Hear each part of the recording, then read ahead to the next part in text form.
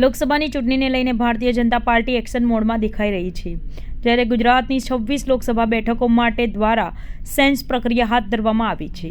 આ સેન્સ પ્રક્રિયા દરમિયાન નિરીક્ષકો લોકસભા બેઠક દીઠ કોર્પોરેટર, સંગઠનના મોરચાના પ્રમુખ, મહામંત્રી અને ધારાસભ્યોને સેન્સ પ્રક્રિયા દરમિયાન સાંભળશે અને સેન્સ પ્રક્રિયા પૂર્ણ થયા બાદ નિરીક્ષકો દ્વારા તૈયાર કરવામાં આવેલ યાદી પાર્લામેન્ટરી બોર્ડને મોકલવામાં આવશે। સુરત લોકસભા બેઠક માટે શહેર ભાજપ કાર્યાલય ખાતે સેન્સ પ્રક્રિયા હાથ ધરવામાં આવી છે। સુરતમાં પૂર્વ મંત્રી જયસિંહ ચૌહાણ, પૂર્વ મંત્રી દિલીપ ઠાકોર અને અમદાવાદના પૂર્વ મેયર મીનાક્ષી પટેલ નિરીક્ષક તરીકે સુરત શહેર ભાજપ કાર્યાલય ખાતે પહોંચ્યા હતા।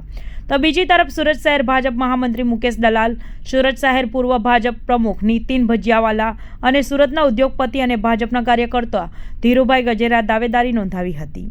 દાવેદારોના સમર્થકમાં આ સેન્સ પ્રક્રિયા જોડાયા હતા અને નિરીક્ષકો દ્વારા દાવેદારોના સમર્થકોને સાંભળવામાં આવી રહ્યા છે અને ત્યારબાદ જે યાદી તૈયાર કરવામાં આવશે તે યાદીને પાર્લામેન્ટરી બોર્ડમાં મોકલવામાં આવશે।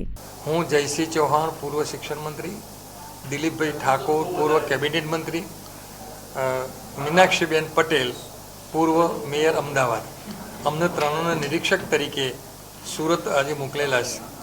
પ્રક્રિયા સેન્સ લેવાની પ્રક્રિયા ચાલુ કરી દીધી છે।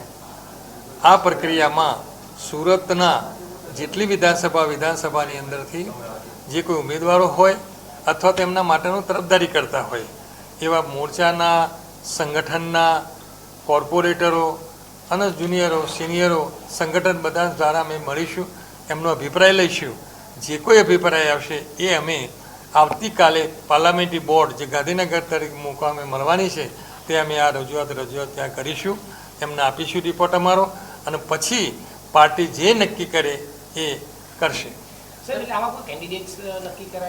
કશું ના હોય, હજી તો અમે આજે તો આજ આવ્યા છે, પાર્ટી હવે જે નક્કી કરશે।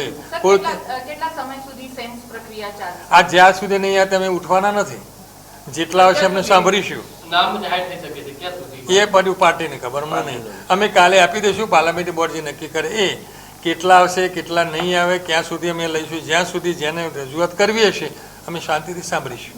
અત્યાર સુધી આપણે પાસે કેટલા નામો આવે છે અને કેટલાનો આપણે અભિપ્રાય હજી તો હમણાં જ ચાલુ કે દસેક જેટલા થયા છે સંખ્યા, બસ 10-12 થયા છે, બાકી તો જેટલા આવશે।